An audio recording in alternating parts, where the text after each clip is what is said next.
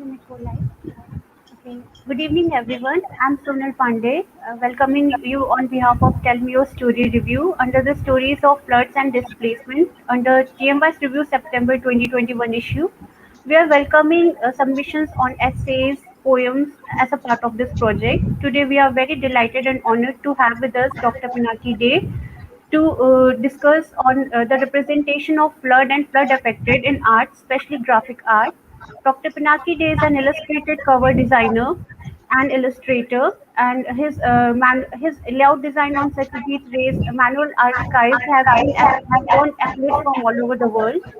And also, as a Charles Wallace Trust Fellow, he has done his PhD on comics theory. He is also one of the editor of the prestigious graphic anthology from India on long form, and is also the comic advisor from India on Manga Asia, the biggest exhibition on Asian comics, curated by Paul Gravett. His book-long comics is due next year on Partition, and is also an associate professor at Raja Thierry Mohan College, Uttarpara. So, Dr. Day, we are very thrilled to have you here, and Good evening. good evening. Yeah. And could you please, actually draw our listeners to the art of graphic form, and because we live in an era where even environmental journalism is not very mainstream in India. Right. So, how do we, through the medium of graphic narratives, engage the impact of this flood and its displacement caused by it? Look, first of all, Sonal, thank you for having me here, and of course, big shout out to Koral Dashgupta, who sort of really is arranging all these things. But coming to your question, Sonal, one thing that we all need to understand that we are almost bombarded by images, right, in our daily life. So ideally speaking, most of us would be very comfortable when you actually face, a story, or when you try to tell a story through images, right? But that's not the case, that as we see today, because it is also a bit of a disorienting fact for a lot of people that whenever a story is told in pictures, they get a bit flustered, because we are probably accustomed in reading, say, a journal piece or a journalistic piece or anything in words, right? So our habit of reading the newspaper, you may have a cursory photograph to support it, but whenever you want to have the whole report, in sequentiality, in sequential graphic narrative, or in sequential images which tells a story or which threads a narrative, we get a bit clustered. So there is a bit of a, I find it a bit, a bit ironic here, because every moment we go, you go outside to shop, you go outside anywhere, you have an image overload. So, why should we be reluctant to use a story in the graphic format? Completely goes beyond my intention. One of the problems, Sonal, that I recognize as a teacher and as also a kind of a serious academic, and also a comics practitioner or a graphic narrative practitioner, is that in India, whenever we have a sequential image, trying to tell a story, we tend to think that it is meant for children. So that's a problem, you understand. So most of the time, whenever we want to talk about a very serious issue, right, we tend to fall back on words, whereas we can actually combine words with, images in order to draw something more deeper, something more interesting. That doesn't happen all the time. So for me, I always think it is natural that in today's world, whenever you are trying to deal with any complex narrative, right, whether it's on flood and displacement, or a refugee crisis, or on war, or anything under the sun, can be actually represented through what I call sequential graphic narratives. And this is something we are seeing today. So the first thing that we need to know, or maybe need to drill in the heads of the audience, is that you can tell a very complex and a nuanced narrative through what I called images. Now, and the images actually speak sometimes, more than words. You can have only images and no words, and you can actually get a wonderful narrative. So the same is applicable for a very serious issue like flooding and the kind of aftermath of flood. The whole idea of displacement that occurs, the whole idea of rehabilitation, for example, even the warnings before flood, they can all be sort of represented through comics narrative, or sequential. I call it comics, but many people call it a kind of a sequential graphic narrative.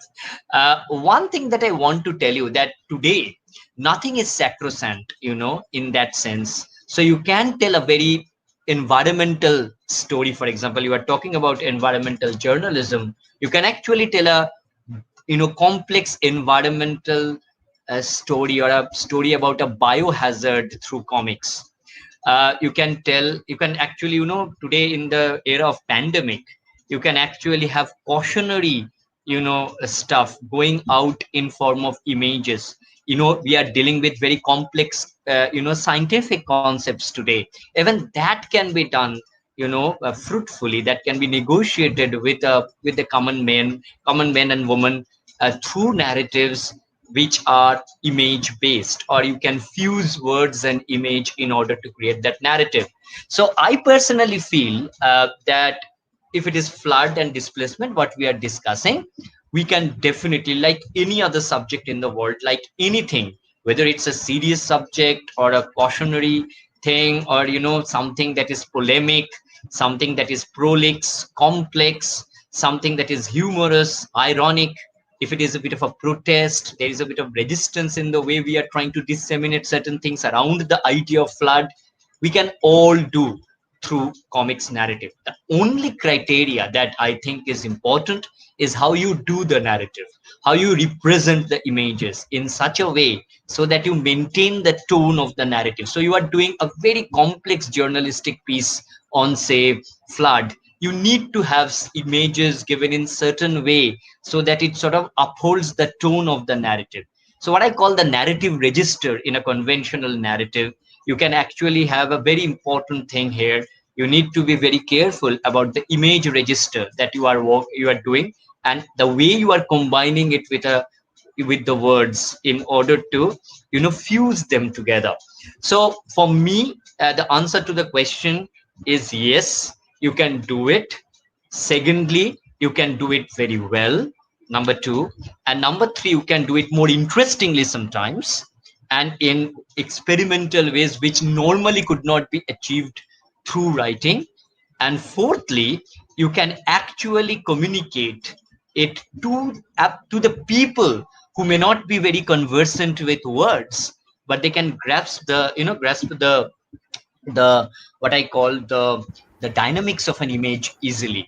So I personally feel, in fact, you can do it. In fact, you have an advantage if you do it well. Now the problem is how to do it. That's the whole question, whether we can do it the way it will reach the audience or the intended audience. So for example, I'll just give you an example just to make it a bit more complex and nuanced.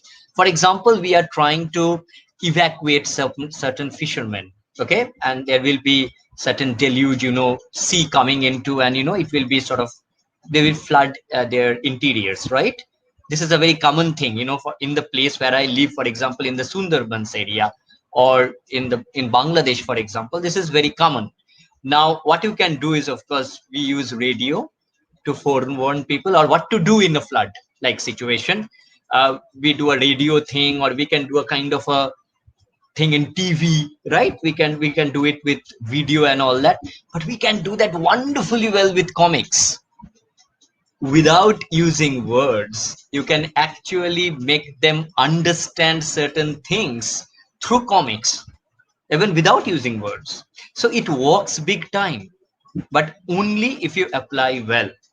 First of all, you have to get rid of this conception that is in India, that graphic narrative or sequential graphic narrative is only meant for children. It is for everybody. children included, everybody, the adults, children, old, new, anyone, because it is an instinct, human instinct to process images, and we somehow involve images with words, things get more interesting. That's my view. So the answer is yes, and you can do it better. So, sir, besides these initial resistance towards this medium that is actually Mm. thought to be just delinquent worthy, so Mm. like what could be the other challenges for this medium to be universally acknowledged and appreciated? Because every Yeah. illustrator has their own style. Mm.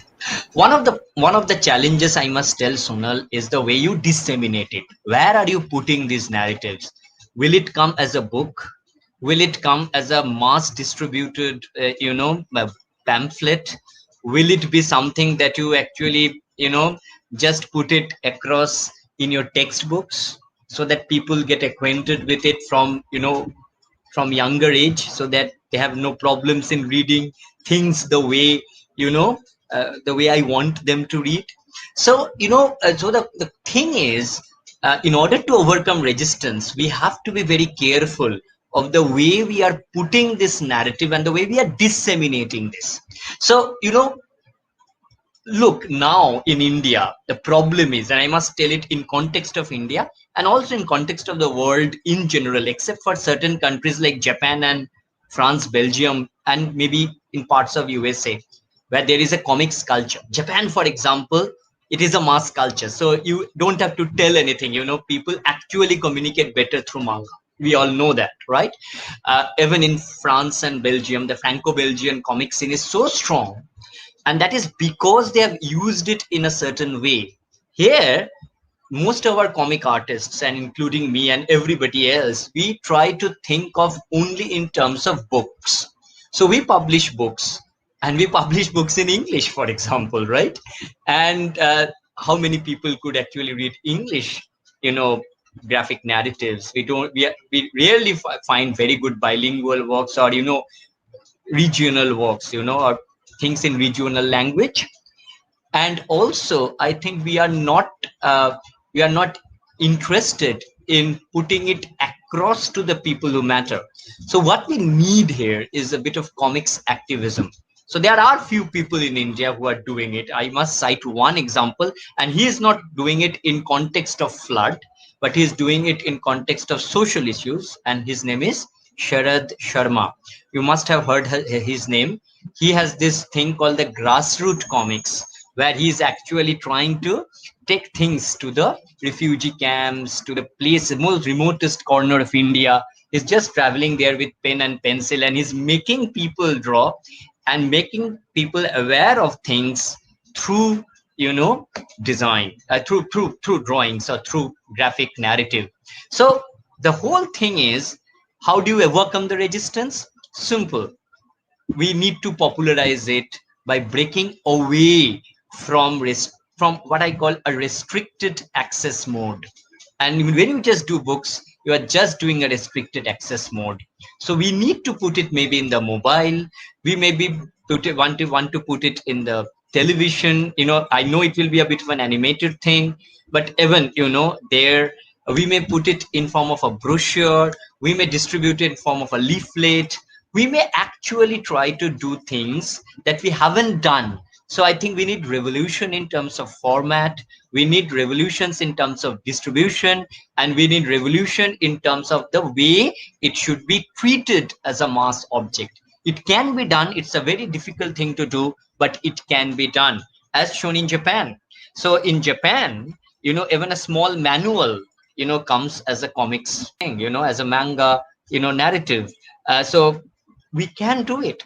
So the resistance is in our mind, and also in the way we actually, where we where we are bound by certain, what we call publishing notions, especially elite publishing notions, and that is actually hampering the way the audience is not growing. So we are actually not seeing a growth in audience. What we have in graphic narratives is always a niche audience. Now niche audience is fine, but you also need what I call more access, more uh, you need to give more access to the masses if you want to really, take it to the next level. Okay, so that's the only way I think you can, you know, overcome the resistance. But I agree with your basic premise that there is a resistance in the way we read graphic narratives, primarily because uh, we are restrictive. Look, for example, I'll just give you a small example. Look, I'm an academic, and you are also an academic, right? You are doing research, right? So, how many of your teachers have actually shown a text in pictures in your class? I mean, you may actually count the number as zero, right? So the whole thing is there is this reluctance even to, put that in class. Leave alone in leave. I'm actually trying to tell, a bit more. I want to give it to the generalized public. I'll just cite an example. There was this comic called Menstrupedia. You may know of it, by Tuhin and Aditi Gupta, and it's actually about breaking the taboo of menstruation, which is of course very taboo subject in India. And what they did was they put it in a comic. It was never crude, but at the same time they could actually explain certain concepts in a very, very interesting way. And then what happened, one of the corporates, Hindustan Lever, took it and distributed it free in certain areas from class 7, 8, 9, 10. And then suddenly you are reading a very taboo subject or things that probably may not be communicated in that interesting manner or in that effective manner as a comics can do, right? And putting them, and educating them really. So, comics in the classroom is a beginning, but I am actually thinking of taking comics beyond the classroom. So, for example, when we actually say want to talk about waste material management, we can do it in comics. If you want to say, and I can show you one comic that has been released by Red Cross, which actually talks about because it is related to flood, where it is actually talking about the kind of precautions that you can take when things go bad in flood. So when there is a flood, there are certain precautions that Red Cross wants us to take, and they put the entire brochure in comics. If you wish, I can just share it for a second. Okay, so I can share it. So can I just be allowed to share it once, Sure, maybe, sir. and then return back to the conversation mode? So let me share this screen for. Please tell me whether you are getting the share. Are you getting my? Can you see my share? Yes, sir. Yes, sir. Okay, so this is called Preparing for Disasters, Flood, a Road to Resilience in Southeast Asia. And look, this is actually by the International Federation of Red Cross and Red Crescent Societies. And look what they have done. So they have created a narrative involving a small,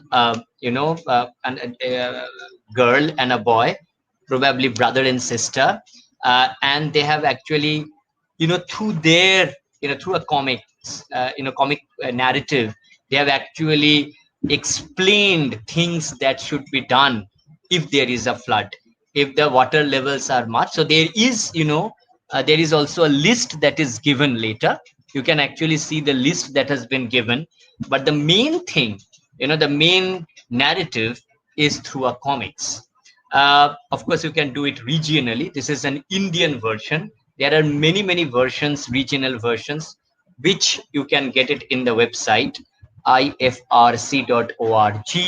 But I thought that English version is actually can be easily accessible for all our audience, so that is why I'm just showing you the English version. So that I'm sorry. Yeah. Is my sharing stopped now? Yes, sir. Okay, so this is the kind I'm trying to tell, right? So you can use it in radically different way. The main problem is with when we think of a graphic narrative, we think of a book, or we think of a mag, or we think of so. I'm also very interested. So when you think about things like flood, disaster, right? When you think of relocation, rehabilitation, these are very, very weighty issues, and there will be a lot of NGOs, involved in these things. and they will actually go to the places, and they have to explain things to the people who are the recipients of of whatever they wish to give. And there you can use comics in a very effective way to communicate. Even if you can communicate maybe regionally through language, you can always communicate through pictures. I know this is a kind of a hunky dory, maybe an ideal scenario, but what is the harm in dreaming? So my dream is that, say for example, there is a flood and there is a problem. I am traveling from Calcutta, say northeast, right?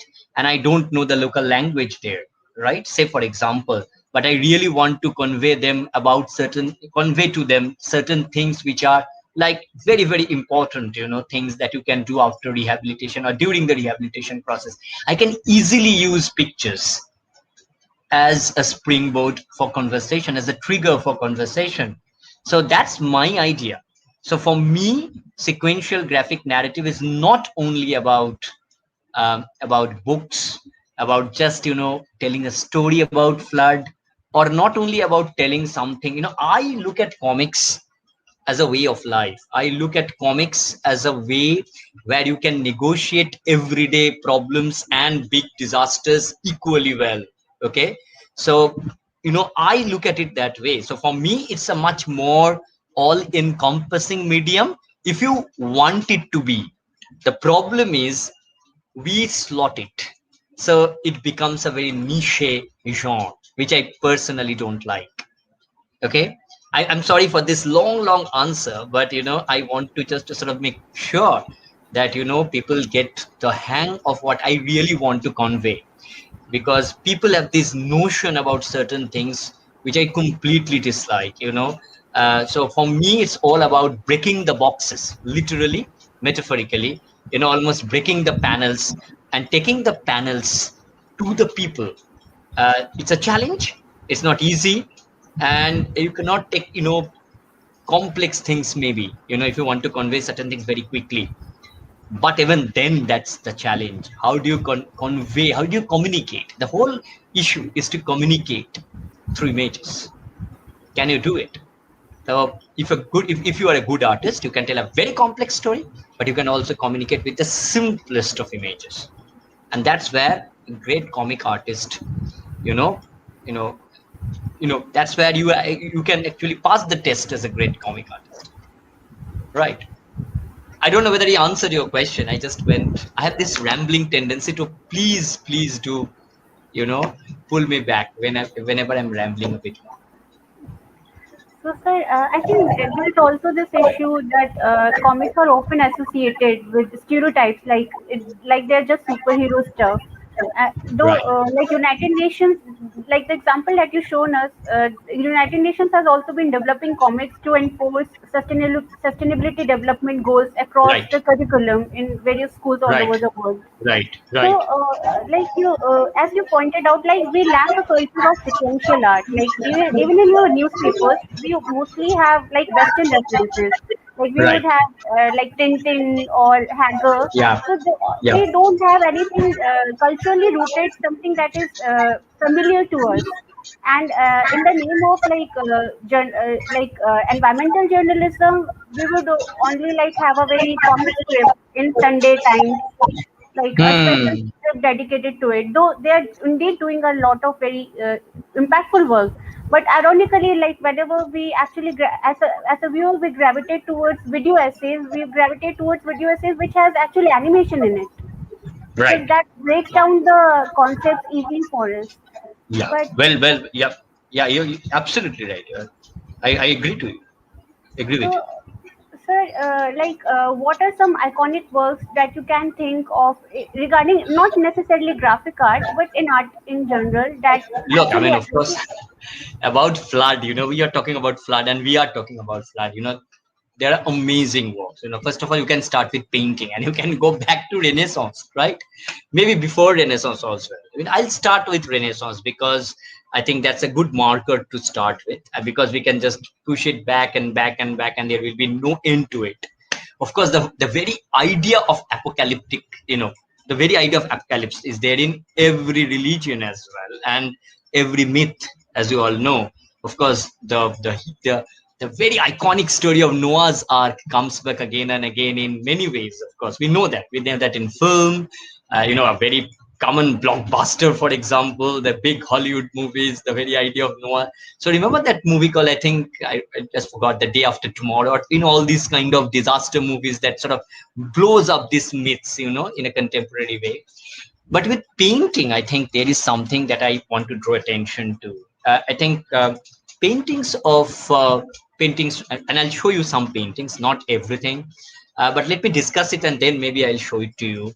Right from Leonardo da Vinci. Leonardo da Vinci, for example, had this deluge, the deluge drawings, right?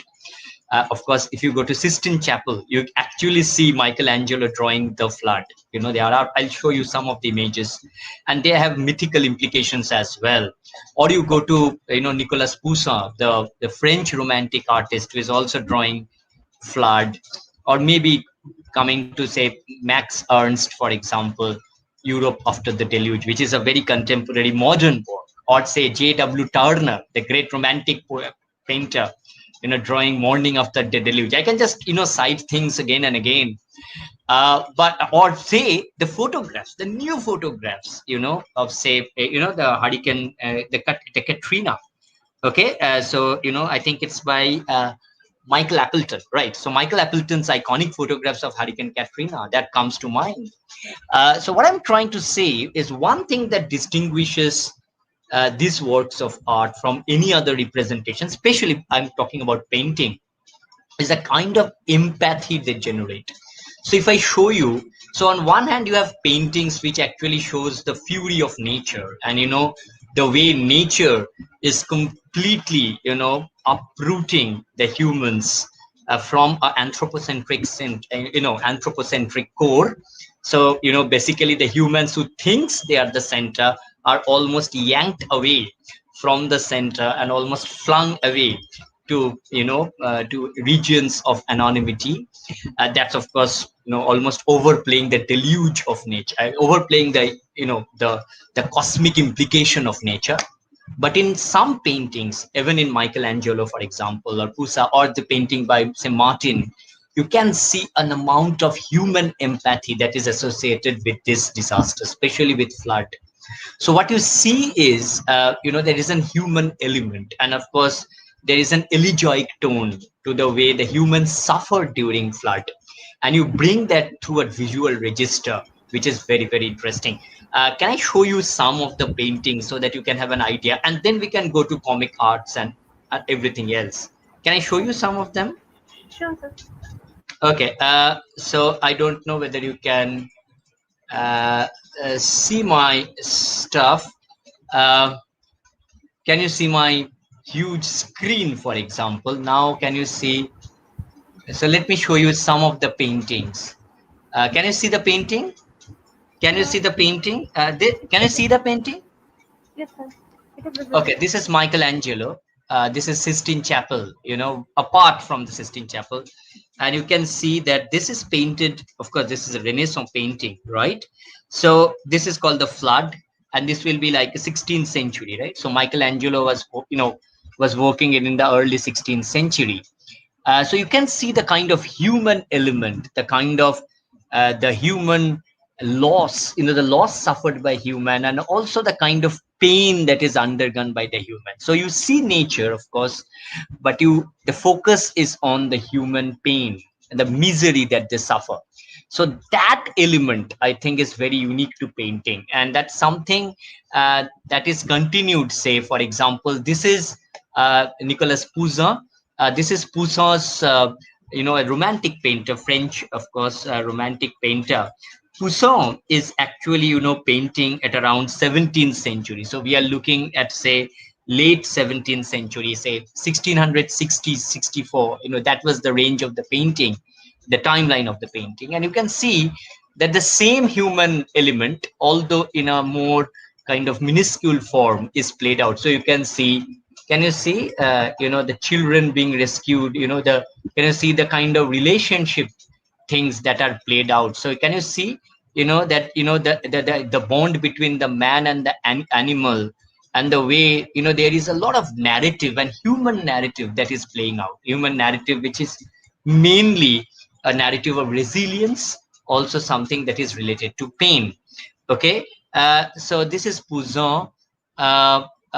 You can actually go on to see J.W. Turner, of course, J.M.W. Turner, James, my lord, James the Turner, the great romantic painter, and this is called Morning After the Deluge, and you can see that the humans are almost not there. They are there. Can you see the small humans?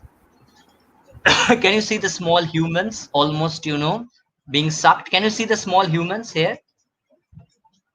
Yes, sir. Small faces? Can you see the Yes, faces? yes, sir. You can barely make the faces. So, so nature is, of course, playing a bigger role, but the humans are still there. Uh, or you can look at, say, a different painting. Uh, uh, Let me show it to you. The next painting. Uh, Say a painting by Martin, right? So we are looking at John Martin, who is basically a 19th century painter. This was painted in 1834, when nature, the waves, the fury takes away everything. There are human elements, but it is much more lesser in dimension. So during the Romantic age, you can see that there was a change. The apocalyptic version of nature, or the apocalyptic ways of nature, are overstressed during that period. But during the Renaissance, you can see a much more firm grounding, the focus on the idea of human empathy. You can actually go on, there are other stuff which you can always show. For example, the great Japanese painter, of course, that's not purely a flood, but you have seen this iconic image of Hokusai, remember? And when you look at, say, Hokusai's image, which is called the Great Wave, right? And this is actually from this book called 36 Views from Mount Fuji, from a series of prints called 36 Views from Mount Fuji. And we are looking at, say, 19th century. Hokusai was painting this at around, if I remember it correctly, 1829 to 1832. That's the roundabout date. I may be a bit wrong by 1 or 2 years, but we are looking at that date of 19th century, and you can see the fury of nature. There is no human at all. So what I'm trying to say, so there is always a traditional narrative around the flood. Either it's a mythical narrative, as you can easily understand, the mythical, the biblical, whether it's even in Islamic art, or in in Hindu art, for example, we have this mythical references, so related to religious beliefs. We also have this amazing spread of what I call amazing uh, cognizance, taken cognizance of the human empathy that is generated during these times. And we also have the fury of nature. So you can see the kind of differences that are there. But if you look at the graphic narrative, or if you look at the comic narrative, and here, of course, I can think of 3, 4 works which are very, very important, almost iconic. Unfortunately, there are not many comic narratives around flood, around the idea of flood. In India, I can think of, this River of Stories by Arijit Sen, which talks about displacement, and of course the flooded villages, which is of course artificially created after the construction of the Narmada Dam. So that's alluded to mostly, and he tells a story. So River of Stories is well known in Indian context. So since you know River of Stories, I'll not repeat that. There are two works that I want to show a bit here.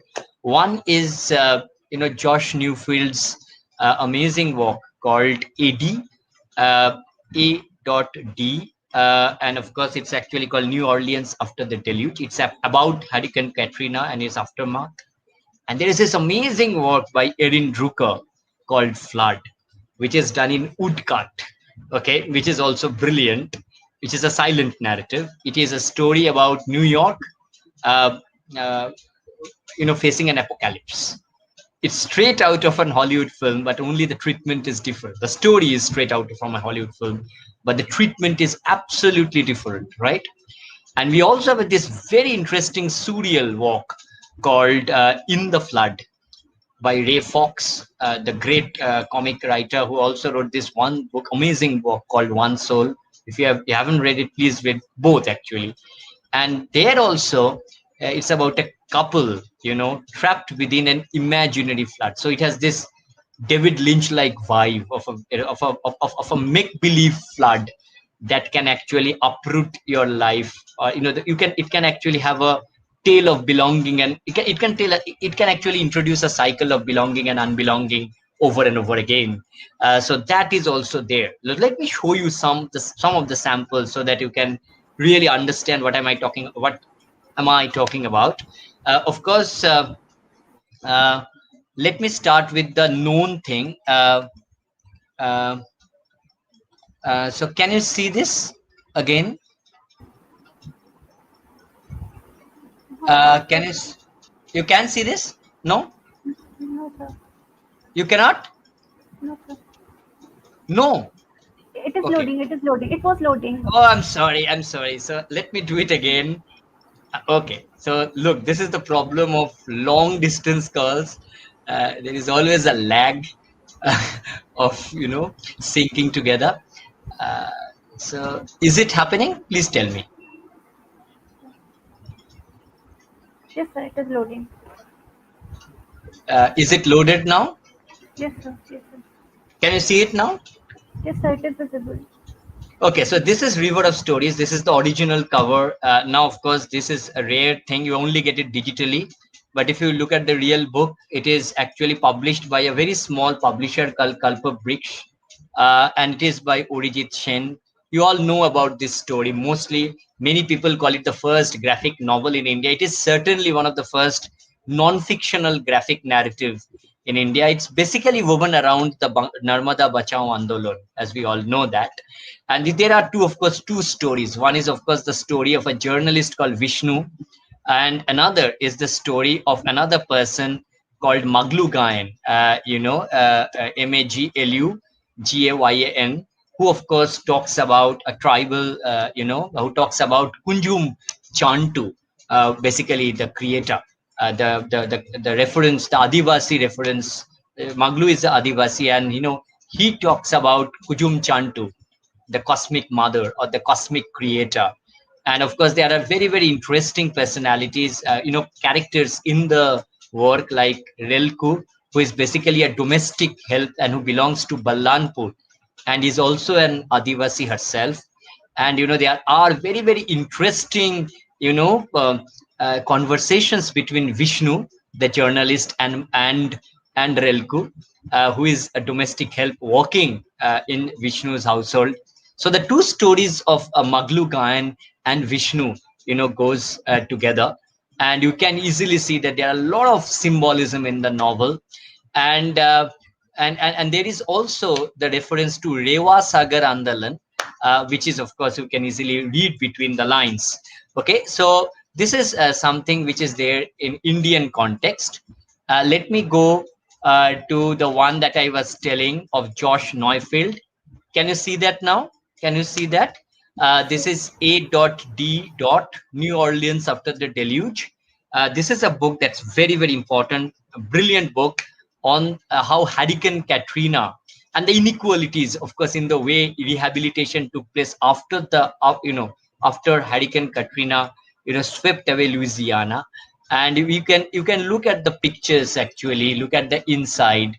So you have the characters, and you can see how the flood completely you know uh, completely swallowed the city, as it were, and how the helpless people were almost deserted by the government. There was no government. There was no question of government officials coming to save the poorer people who are trapped by water all around. And it's a brilliant story. Can you see this? Can you see this now? Yes, sir. So can you see? So it's very very graphic depiction of the way water rushes in, and it's completely creating havoc. But this story is not only about the flood; it is actually about the way the deluge actually completely changed the way completely changed the way of living in this sleepy place. So it's a very very graded narrative. This one is something I actually like, but there is also another one which is brilliant, and this is called Flood. It is a novel in pictures, purely in pictures. And if you understand, if you know the earlier trend, the very early trend of what I call the woodcut novels, especially of Franz Mazzaril and other people like Lindward, Otto Knuckle, or Georg Komopatry, or even Milt Gross, for example. Drucker actually does it in a kind of old style, and you can see it's about New York getting completely deluged. And if you look at it, there are no words at all. It's a wordless work, and but even within the wordless work, it becomes very easy to empathize. If you read the novel, these are only excerpts from the novel. It becomes very easy to empathize with the with the people who face this flood. These are images which are almost etched in your memory, because they are almost like an ironic retake of the images that you may see in photographs printed across newspaper. The only thing is that there is such dynamism in this picture that you are sucked into the story instantly, and it's a brilliant story. So if you actually get time, or maybe the book, it's a must read. Of course it deals with flood, and it also deals with the symbolism of flood. Flood is of course here a metaphor as well, not literal. It is literal as well as metaphorical, the very idea of flood. But I think this is a story which you need to read, and you can see what images can do. So the eye of the cyclone, and the eye of the of this, what is it called, of this, what, Hurricane, typhoon, huh? typhoon, Yeah, tornado.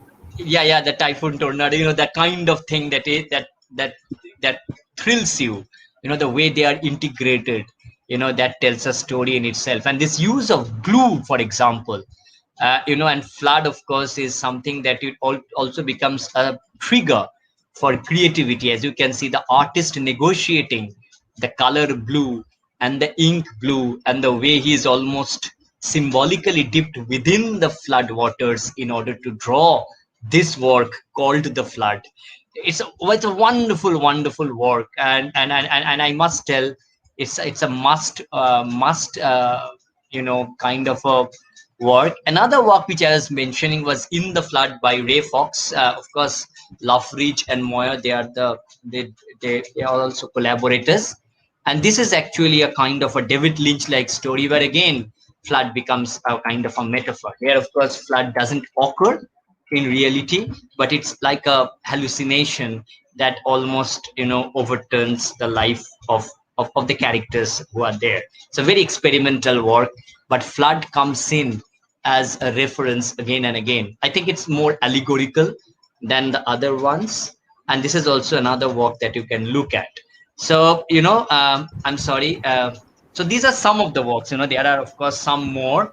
In fact, I must tell you, New Orleans Deluge is originally published as a web comic, and there are many web comic, because that's a very big area. uh, it became after Hurricane Katrina. Remember, Josh Neufeld was a volunteer, and he witnessed the after effects of Katrina firsthand, and he actually kept a journal, and that journal is not a as I call a conventional journal. He kept a kind of a drawing book journal. You can see, the way Joe Sacco does. He just tries to draw things. He calls it slow journalism. Remember, because he has to draw everything, with the journalist can just carry the tape recorder. So instead of tape recorder, Joe Sacco carries the pen and the pencil. Sorry, pencil and the paper. Similarly, Josh Neufeld actually reported all this. He actually tried to report that, or tried to picturize everything through visuals, whatever he sort of saw, and it became a kind of a web diary, a web comic. And it is only later that it became part of a bigger book with a narrative in place. So this is basically journalism, activism, but then from there, a narrative can develop. The problem in India is that, comics is there, but we don't have comics activism as and of course people like I and others are probably more responsible than that. We live in very comfortable places, and we teach people, and we are very good at advising people, but sometimes you need to travel that extra length in order to go to the place and see the scenes for yourself, and maybe then report it through drawing. So for example, in Assam or in parts of Northeast, where everybody, every year there is a flood, right? Or maybe twice a year there is a flood, and the national media rarely covers it, right? Rarely. It is as if, it is meant to, these regions are flooded, will be flooded anyway. So why care, So that's the way things are, at least in India. Nobody has actually gone there and done a journalistic piece, leave alone a graphic narrative. So what I'm trying to tell is that unless when we are doing with this kind of bigger topics, we are doing with stuff that is actually going to blow up in a bigger way. I personally think we need to be much more, we need to do much more, right? So Orijit, for example, that's a bit of like comic activism, but that was long time ago. So I personally think we need to somehow do it, we need to rethink the way we use the medium. So these are some of the, so I have tried to trace out the paintings and, all the things. As it is there, mostly in Western and maybe in some. Look, in manga there are more examples, as you all know, because the very idea of tsunami, for example, is a very big reality in Japan. So you find frequent mentions of it, in manga, in many manga, and I haven't given you those examples. There are many other examples where in mainstream comics, flood is actually, like the Superman, the Hulk, and all this stuff where flood comes back. References to floods are there. I have given you the ones that are normally not seen by the people, the ones that are clubbed as graphic novels, an epithet which I dislike, because I love the word comics, because it takes us back to the root of, of being mass disseminated stuff. Okay, so these are some of the things. I don't know whether these are available regularly. You can buy them mostly from Amazon, but again, it's not easy, to get access to all these works, but there are works, and we can always create some more, right? So that there is So, hope. so sir, all these like climate-related disasters are also employed as dystopian tropes in superhero novels. Absolutely. Absolutely, you are absolutely right. So the superhero novel does it in a very interesting way. So this idea of this, the way you are talking, the very idea of the dystopia, that's being, the way the allegory of apocalypse itself, is a very common frequent thing in superhero novels. And remember, the superhero actually prevents the apocalypse, almost, not prevents, postpones the apocalypse, because it can always come back again and again to haunt you, right? So I think you're right. So flood, of course, can be used as a trope, as a kind of a trope that haunts you. That is almost uh, symbolic of that apocalyptic dystopia, that you can think of, until it is intervened decisively by the superheroes in any way form, in one way or the other. So there is a kind of a stereotypical trope, and that has also prevented us from looking at the complex ideas about flood. Look, what happens is, in the superhero novels or in the superhero comics, let's not call it novels, because that, let us call them comics as they are. You don't see the human angle too much. You see the destruction, you see what I call pyrotechnics of destruction, but you may see one or two panels which shows the misery of human beings, but you really don't see the way humans suffer. What you see is the heroic idea. Maybe there will be one page where the hero may save a small child from drowning, and that becomes a kind of a reference for every loss that is actually experienced by the common people if things are flooded, for example, if the whole city gets flooded. But that's like a token thing to put there, right? So until you actually talk about the problems that comes after the flood subsides, or the complications that is there with the rehabilitation processes, the complication that takes place after the dislocation, the rootlessness of the people is actually the dimension of, the entire magnitude of the rootlessness that is played out.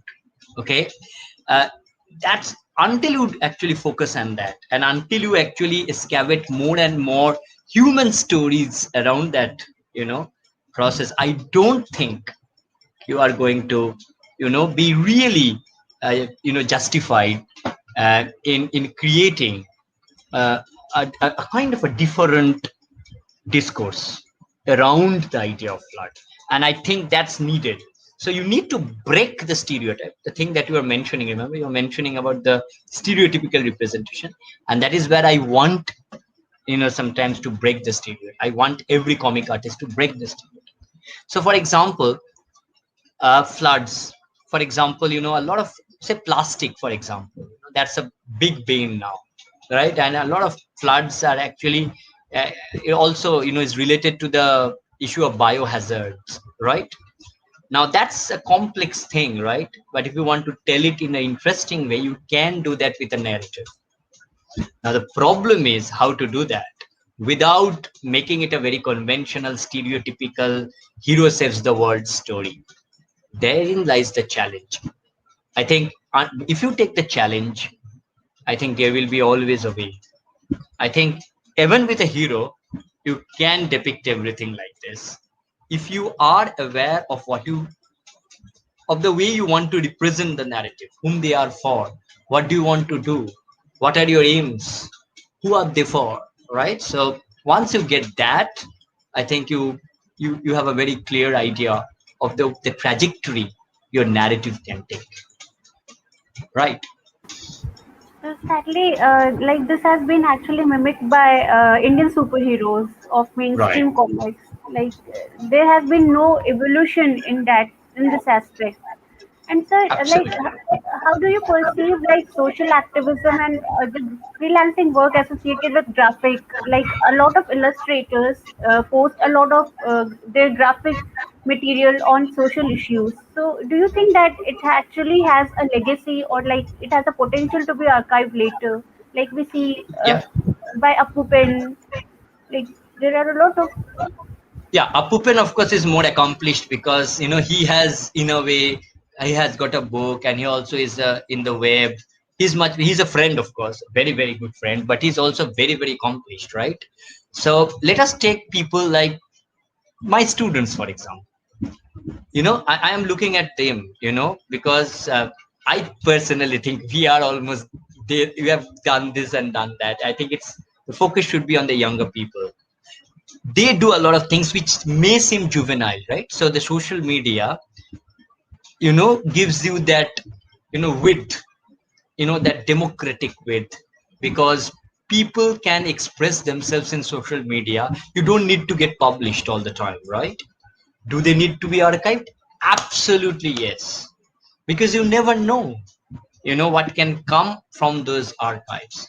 The problem is, uh, uh, you know it is very very important to understand this, that unless you you archive, you lose it. And social media, is a place where there is what I call information overload. So the only way to process those information overload is to archive it. So today, which you think, things that are seemingly juvenile, seemingly doesn't matter anything at all, tomorrow they may have huge significance. And I'll give you a small example. When the Amphan came in West Bengal, parts of West Bengal, it absolutely ravaged parts of areas near Sundarban, but it also went through these places. And a lot of my students actually wrote a lot of pieces about Amphan. They also drew a lot of pictures, about human suffering around the idea of Amphan. But the sad part is that, we teachers, sometimes don't pay attention to those things. We think that, they're just there. So ultimately, because, it's like one second of blink, you blink and you miss, right? So you see it and then you miss and you just go to the other picture. So today, when I look at those, or when I remember those, some of those pictures, some of them I've forgotten, some of them are really etched in my memory, but I cannot completely remember them. I now think that I should have archived them, because at least my students, what they had with what they did, I should have archived them. So I personally think everybody can be an artist. Anybody can draw. Even if you draw stick figures and if you have something to tell, I think you have the potential to be an artist. And this is a big thing I know to tell. And many people will laugh at me for telling this, but I honestly believe it. If you have seen this amazing Disney picture, Ratatouille, where, everybody can be a cook, I say anybody can be an artist, provided he tells the story well. So even if you draw well and you don't tell the story well, or if you don't have a great narrative, or if you don't have a real narrative, I don't think you will have a good sequential graphic narrative. So the whole idea is on the ability to tell a story, the ability to express yourself through a story. And the story may be your own, the story may be fictional, the story may be otherwise. It can be just a retake on certain things. I don't care. But as long as it is something that, that is personal, that has a view of the world, I think it's relevant enough. Too frequently, we don't care too much, really. We only go for people who are important, and who made those people. And look, this is again a trap. If Appu Pen hadn't published a book, for example, with HarperCollins or Westland, he would have been just a webcomic artist, right? If we didn't edit long form from, that's a problem. And I'm telling you, despite I publishing from well-known publishers, the problem is whenever there is a, the Penguin book and the Harper book and the Pan Macmillan book and the Simon Schuster book, and there are companies that brings out these books. Instantly, it goes into a kind of a elite mode. Instantly, there is this there's this problem. Instantly you're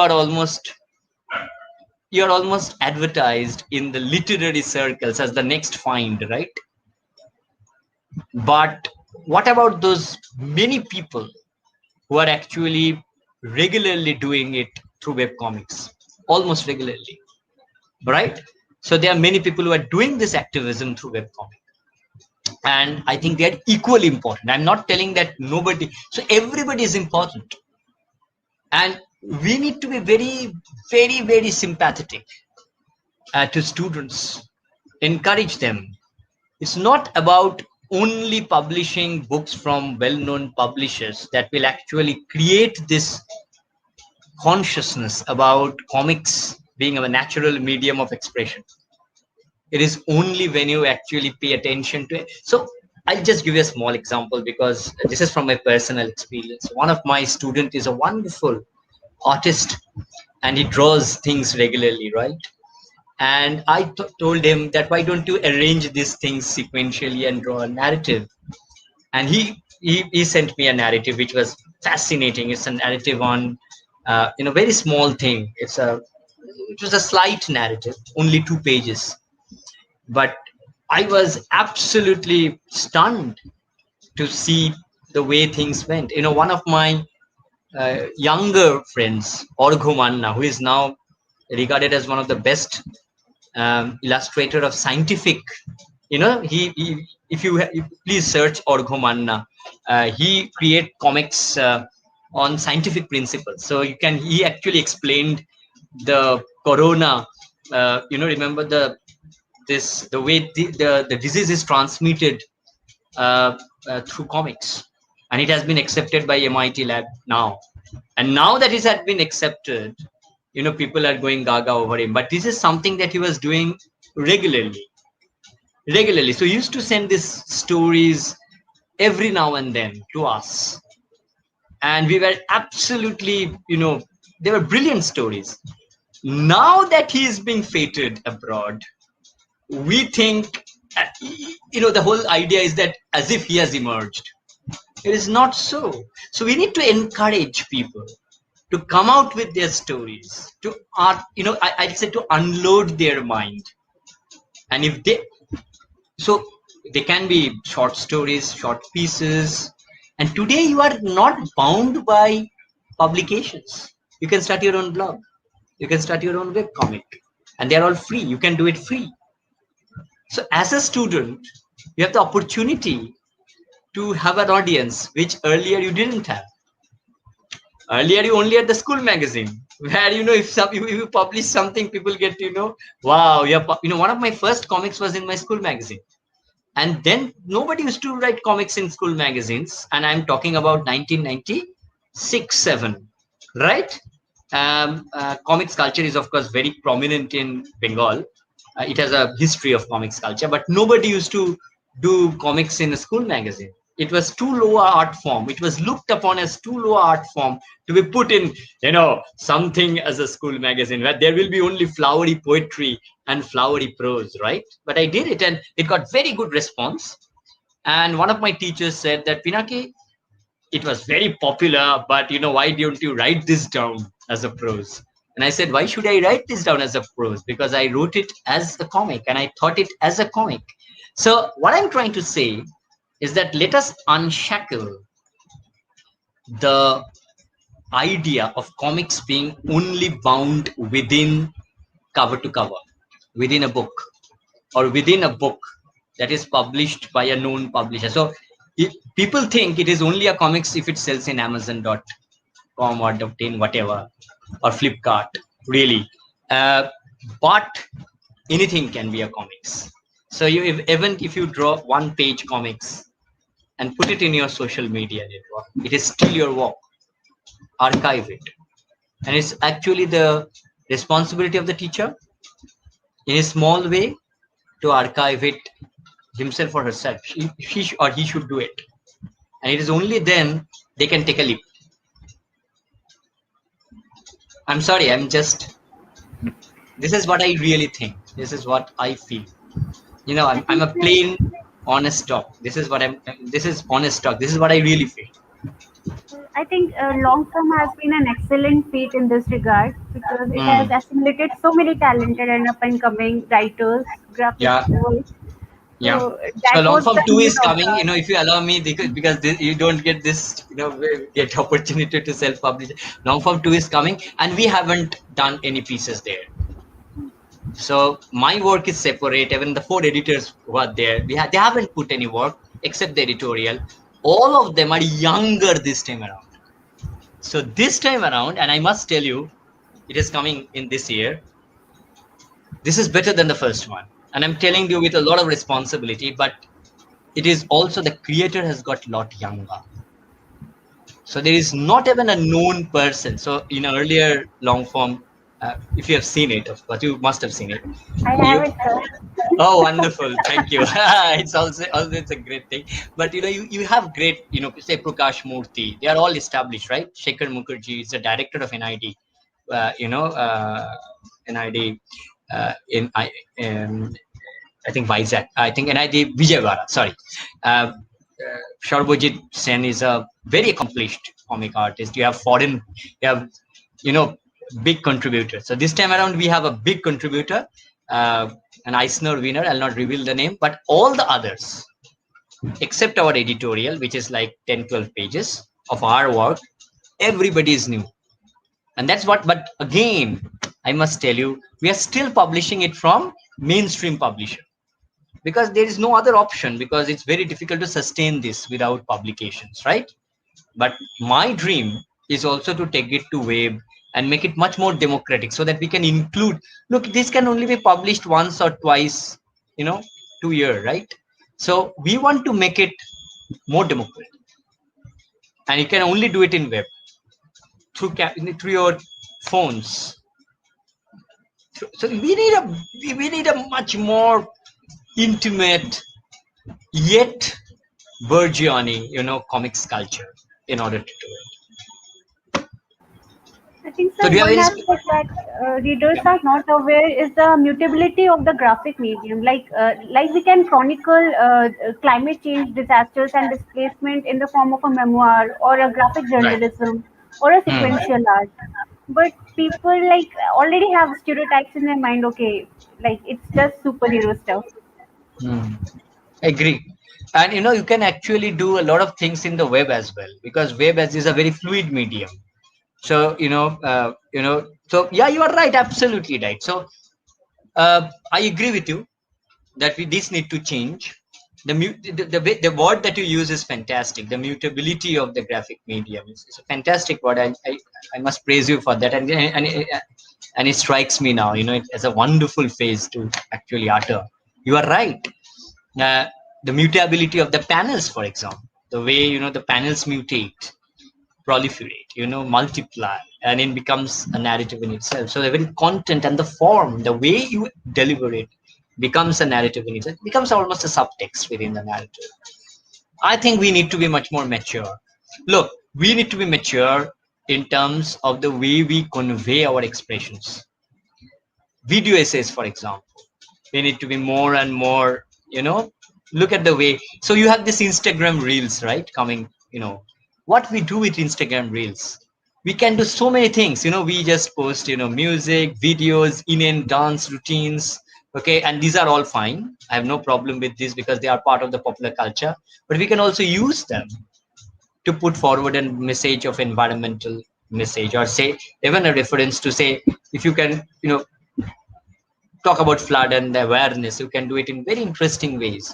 So the very idea of animation, sequential, static graphic art, and also paintings, video essays, everything can come together, because there is nothing that you can feel. There is everything at your disposal now, and it is easy to do, because earlier you would have to edit it, and you need special editing software, whereas you can actually shoot it in your phone and put it in as a reel, right? Look at the way things has evolved. The problem is technology has evolved. Have we evolved, you know in the way we read, in the way we take in things, and the way we understand things? So technology can always evolve, but we also need to evolve in the way we use technology and tell our stories. So that is where I think we need to be mature. So technologies next day may be going to 3D, projection. It may go to immersive technologies, may come in more and more. But are we using it? So for an immersive technology, we can do a, superhero, maybe a gaming sequence. But can we recreate, say, the devastation of a flood and tell what things to do in an immersive environment? Can we do that? Then that will be a kind of a real education and also an event by itself. That is where I'm trying to think. But I think we are poor in the way we think. Technology is always extremely enriching. It's on the way you use it, the way we use it, the way we receive it, and the way we wish to receive it, right? That's where I think the problem occurs. So I'm all fine with the dance and songs and the fashion routines that I see in Instagram reels and the inane jokes, everything else.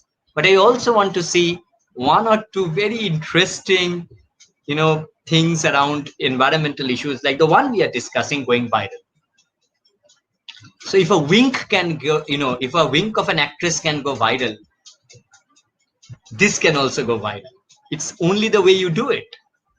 Look, it can go viral, but you have to do it in a very, very intelligent way. And we haven't explored it yet. I mean, there is not even a question of making it viral. Do we ever think of using the reels or our camera to do what it can do? We think of the camera in our mobile as something that with which you can record certain things, right? You can also record your daily continuum of existence. but can we use our camera in such a way where we can actually string together images that may actually talk about, say, environmental consciousness? Can we do that? We can, and it can be very funny as well. But we haven't even given it a thought. I mean, leave alone do it. We haven't even. I haven't seen anything like that. Do you? I mean, you are younger, so you may have seen some. Do you see things like that or no? So I've seen Some. like a few Western influencers actually Yeah. making reels on like how to embrace minimalism and embrace sustainability in our daily practice. Right. So, but like we do lack a representation of that sort in our country. So that's where so why should we always look to the West in order to, start a trend? Why can't we do it from here? That's the only question. And look, our situation and look, sustainability in West and here is completely different, right? I mean, the aims, the ideology, the implications, they're completely different. Look at India, I think sustainability in Northeast and in South of India are widely different. I mean, think of your own place, think of your own home, think of your own neighborhood, think of your own city first. Bombay, I mean, let's talk about Coral City, Bombay. Bombay gets so much of rain every time, one of a perpetual image of Bombay is, if a person dragging the dabbawala dragging their, stuff through water. That's like apocalyptic, vision of Bombay. And you get, it's not apocalyptic, but you get it every now and then, right? Has That is totally anyone wrong. done a Yeah, so has anyone done a story? Say, for example, the plastic which actually clogs the things and it actually creates this flood-like situation. Has anyone done anything with that? I just saw this amazing advertisement that that was done by Greenpeace UK, where Boris Johnson is actually trying to give a speech in Downing Street, and every plastic, and they are all toy-like figures, right? Boris Johnson, the toy Boris Johnson, the Downing Street is toy, and the plastics raining down. Oh, you can just check it on the internet. The plastics raining down over and over and over again, and it blows away the entire Downing Street. And then the whole message comes: tell Boris that plastic is the bane of this. UK dumps plastics to third world countries. So the things that UK say are recycling, they're dumping it in third world countries. But what a powerful way to put this out.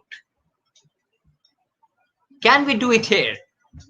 Can we do it in the way where feathers will be ruffles? These are real issues, believe it or not. Look, health was never a real issue until there was a disaster that came in form of a pandemic. Nobody remembered the health minister. Bechara, he was just, another kind of a toy. Okay. I'm sorry, this is the way things were, right? So the main portfolios were the defense and all these things, but education, health is very important. So similarly, plastic, for example, a lot of flooding today in cities exactly are due to plastics, right? Say, for example, Sundarban area, a lot of flood is due to the deforestation that occurs there. And the deforestation is purely man-made. What we have done, we have actually, we tell that we are developing the place. But there are certain places where development needs to be very, very carefully planned, right? But we don't do it. But have we ever raised a voice? The Calcutta Wetlands, I'm just talking of Calcutta because I know this place. The Calcutta Wetlands was so big. So if you look at the Google map, it was one of the places which ensured that Calcutta, that the ecological balance of Calcutta was fine, right? If you look at the Google map now, it is just a patch. It was huge thing, and it's now just a patch. Same is with Bangalore, with Indian city, and of course the same is with world cities as well. I'm not telling that it's specific to India, but what I'm trying to tell, do we talk about these things? And if we talk only in cut and dry terms. So there will be an expert sitting giving you gyan about how to go about it, which nobody is interested in. in today's visual world, what you need is strong visuals to put across the message. We never do it. So there is an opportunity for new people, the new students, the future, to talk about this in radical ways. I'm not talking of comics only. I'm talking of every other medium that you can take help of.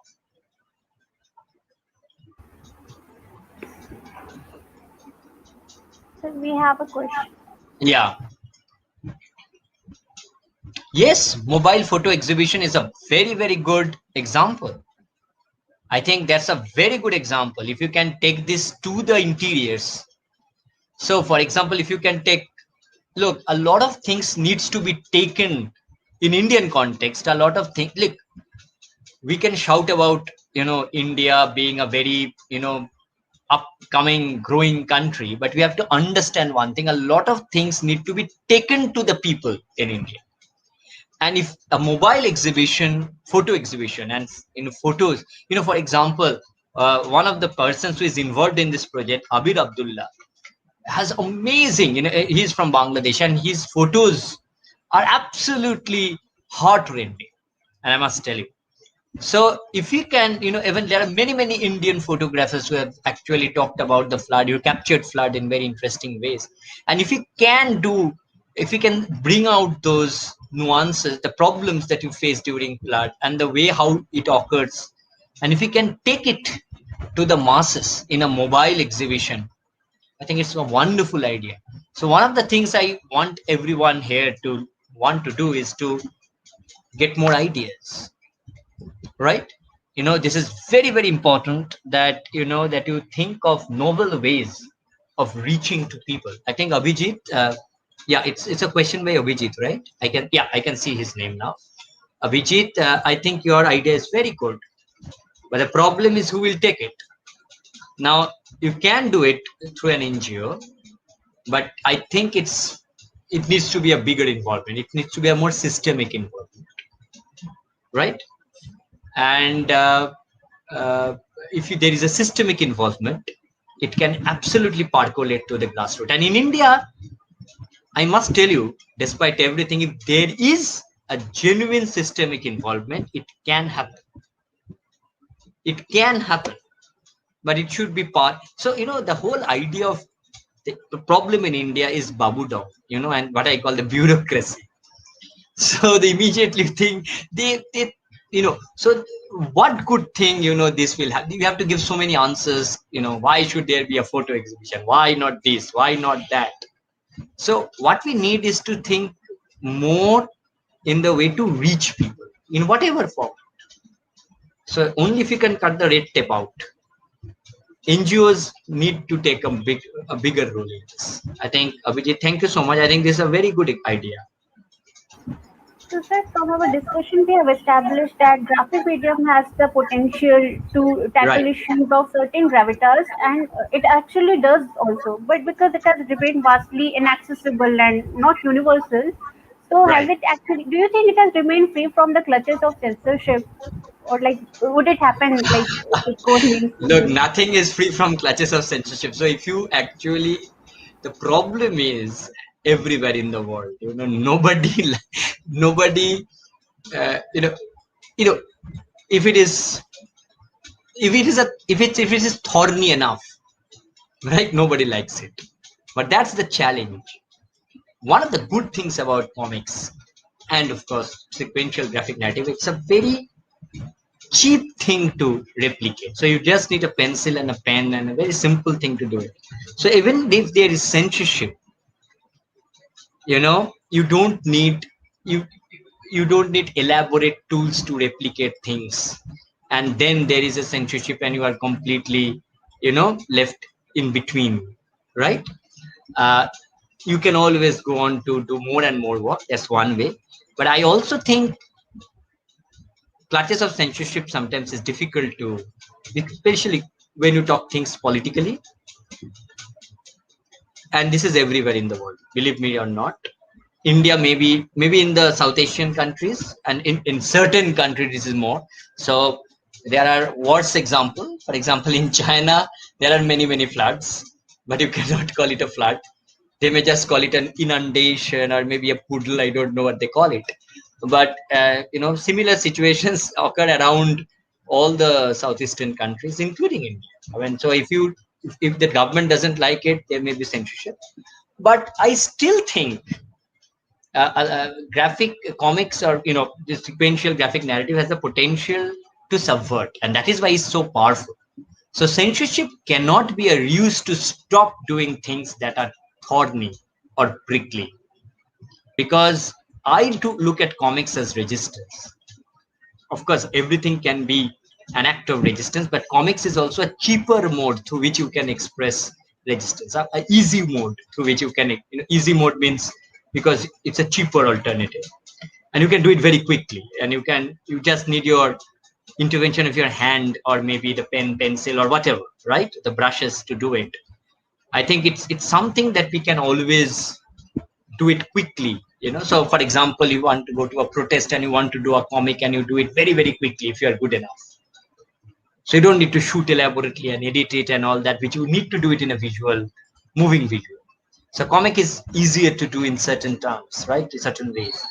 And sometimes you can do things in comics which you cannot do it in movies. So I think comics is also a good way to avoid censorship, because a lot of things will not be read too much into if you do it in a comics medium, because there is always that idea of subversion inherent within comics. And people sometimes confuse comics with cartooning, and since cartoons are inherently subversive, people sometimes allow a bit more when you look at the subversion that a graphic narrative can create. So I think, yes, there is always a fear of censorship, but that cannot be the ruse to stop doing things that can ruffle feathers.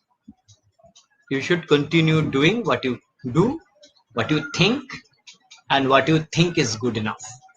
So for me, uh, censorship is part of our lives, which we cannot deny. But also look at the greener pastures. So in places like China, I couldn't even draw things, and things are not good here as well. But it's not as if you cannot yet draw. So I think, uh, I personally think it's a good medium. Let there be censorship. Let there be subversions. Let us see who wins, because there is also a limit to censorship. You cannot censor every voice. You cannot black out everything out.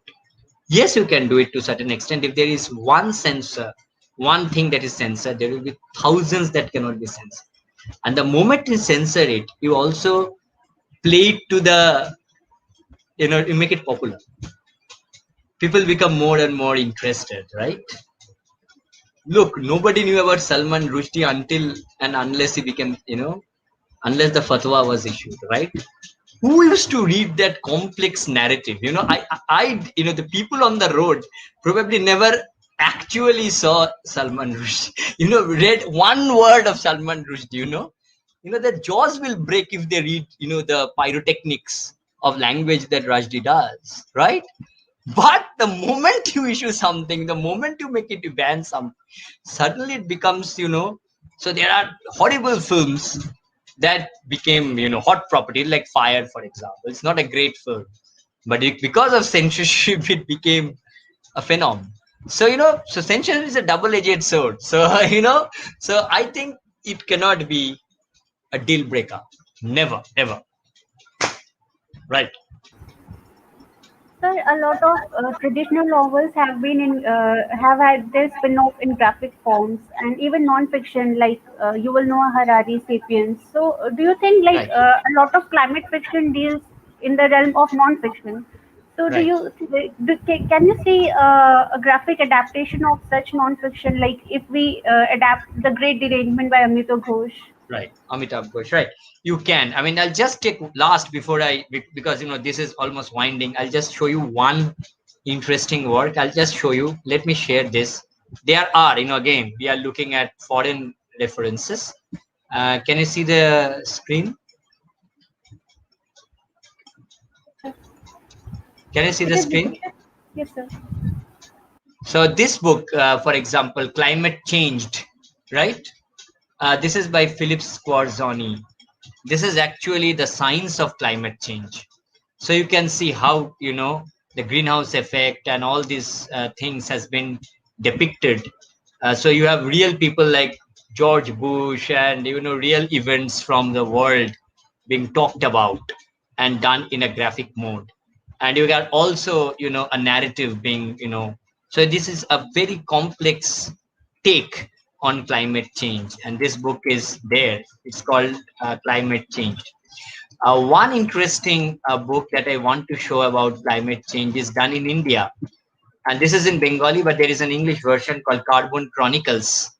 It is by my friend Shorbojit. And it is actually about God, who is very bad. God is exploitative here. And God is also the ruler of Carbonopolis. So the God is a capitalist God. And he takes the common man for a ride in the place called Carbonopolis. So, this is a Bengali work. So with the use of fiction, he has actually talked about carbon footprint.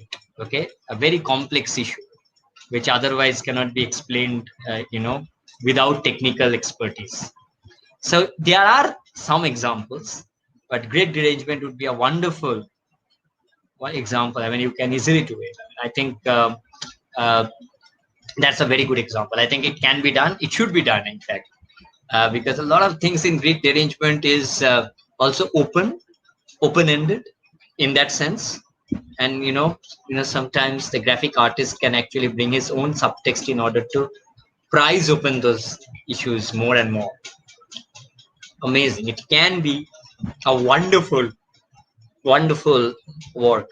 I must tell you. I mean, and the more we do it, the more. I mean, you have actually Homo sapiens. You have cited Harari's. You have cited, right? Yeah. And how good it is, right? Have you seen the work? It is wonderful. So I think there is a potential, but I think you need to do it well. Again, I mean, that's a given. If you don't do it well, it doesn't matter. It is better not to do it. But if you do it well, it can be a wonderful addition. No second thoughts about it. So, sir, in the same vein, like unrelated to the topic at hand, Right. how do you perceive actually the graphic adaptation of a teleseries or a movie Black Mirror is adapted? No problems. I have no problems. Believe me, I am absolutely open. I know the problem is, of course, this goes both ways. So Black Mirror is such iconic stuff that you may fail in adaptation. You may fail in, really capture the nuance of the series. But look at it the other way. There are thousands of remakes of comics that has failed to capture the idea of the comics on page. Watchmen, for example, it is such a complex comics and it is completely failed as a film. So it act both ways. So today, the Matrix is a film and it is, of course, not a great comics. It was adapted to a comics after it became a film, of course. Or say, a lot of other films, for example. You can cite a lot of other films that went on to become graphic novels or comics. But there are more examples of comics ruined by bad filmmaking. So it's a two-way traffic. So I am okay because if they are okay in adapting comics to films, I am okay in adapting films to comics. I have no problems. Now, sometimes it works, sometimes it doesn't. Now, say for example, let us talk about a very complex web series like Chernobyl. You need a very accomplished artist to really do to accomplish what you want to do. But as we all know, Chernobyl is such a great adaptation, right? Remember, Chernobyl as a series is amazing, but many of us really don't know that it is also originally the very idea of Chernobyl, you know, was actually from a book, right? You know that, right? So the Yes, whole idea is uh, uh, uh, the Chernobyl, the book by the Nobel Prize winner Svetlana Alexievich, who is brilliant, she's a wonderful oral, basically a Belarusian journalist. But anyway, so Svetlana Alexievich, he won the Nobel Prize in 2015, and one of his work that forms the basis is Chernobyl. Right now, they have adapted it amazingly well. The book, maybe if you do a graphic novel, it can be done better. It depends on the expertise of the person concerned. Everything can be done. So I think it's a two-way traffic. It depends on the expertise, the way you do it, whether you have an ideologic, the whole idea of adaptation is also dependent on the way you ideologically grasp the trigger of thought. Until you ideologically grasp, or until you grasp the ideological core of what you need to adapt, you will always fail. So Chernobyl, the series, again, we are talking of disasters, although it's not a flood, is brilliant because it doesn't tell the entire book, right? The book is a bit different, but the trigger is the book. You can easily understand. But it tells the story in a wonderful way because it got the ideological core right. So a comics, if it gets the ideological core of Black Mirror right, it can be amazing. So if you look at very very interesting comics, for example, if you look at adaptations, there are very complex adaptations. Say Franco-Belgian comics like Mobius. That world is very very complex. I dare say nobody can actually capture that world in film, but who knows, right? So everything is possible. Yes, it seems it's not possible until you see when it is done and done well. thank you, sir, for such an engaging talk, and we got I to really learn so don't know. much. Yeah, We got to learn so much as a viewer and as a listener. And again, I would like to draw attention of our listeners that they can actually provide their submissions in the form of essay and poetry for TMYS Review September issue. And again, I'd like to thank Dr. Pinaki for such an insightful conversation on graphic medium, and to Koral Das Gupta for initiating this project. And stay safe and stay healthy. And thank you. Good night. Sonal, thank you so much. I mean, I'm meeting you for the first time, and that too virtually. But it seems that we have met for such a long time, and you are very nice, in the way you put your questions. You gave it a thought, you researched, and you really, really brought a lot of things to fore. In fact, you actually provoked me to probably extend myself a bit more. So really, really thankful, and I wish all the best for you in all your future projects as well. Thank you so much.